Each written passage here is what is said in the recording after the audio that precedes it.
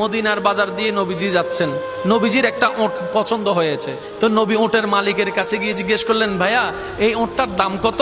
ওই দামাদামি হলো, নবী সে দামে কিনতে রাজি হলেন, কিন্তু নবীর কাছে তখন অর্থ ছিল না। তখন নবীজি ওনাকে বললেন, আপনি আমাকে ওটটা দেন, আমি এখনই গিয়ে আপনার সেই প্রাপ্যটা পাঠিয়ে দিচ্ছি। ওটের মালিক ওনাকে ওটটা দিয়ে দিলেন। আশেপাশে যারা ওটের মালিক ছিল সবাই জিজ্ঞেস করতেছে, এই পাগলা, তুমি কি যাকে ওট দিয়েছো তাকে চিনো? বলে যে না। নাম জানো? বলে যে না। পরিচয় জানো? বলে যে না। ঠিকানা জানো? না।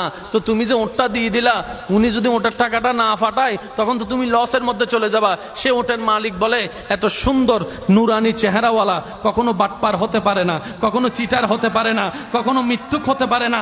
ওনার চেহারা দেখেই তো আমি ওট বিক্রি করার আগে মনটাই বিক্রি করে দিয়েছি, মনটাই বিক্রি করে দিয়েছি, মনটাই বিক্রি করে দিয়েছি। তোমরা যাই বলো, আমার মন বলে উনি আসবেই আসবে, টাকাটা পাঠাবেই পাঠাবে। এই কথা বলতে না বলতে কিছুক্ষণ পরে নবীজির একজন সাহাবা এসে বলছেন, একটু আগে একজন ওট নিয়ে গিয়েছেন, কাছ থেকে ওটের মালিকটাকে একটু দেখতে চাই। উনি বলে যে আমার থেকে। তো উনি বললেন, আমাদের নবী আপনার থেকে ওটটা নিয়ে গিয়েছেন, ধরেন ওটের টাকাটাও দিয়েছেন, আপনাদের খাবার জন্য কিছু খেজুরও হাদিয়া পাঠিয়েছেন, খেজুরও হাদিয়া পাঠিয়েছেন। ওই ওটের মালিক বলে, ভাইয়া টাকাটাও রাখেন, খেজুরটাও রাখেন, আগে আমাকে ওনার কাছে নিয়ে যান।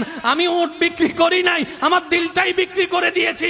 ওনার চেহারা মোবারক দেখে আমার মনটাই পাল্টাই গিয়েছে, আমি কালিমা পড়ে মুসলমান হয়ে যেতে রাজি আছি। সুবহানাল্লাহ।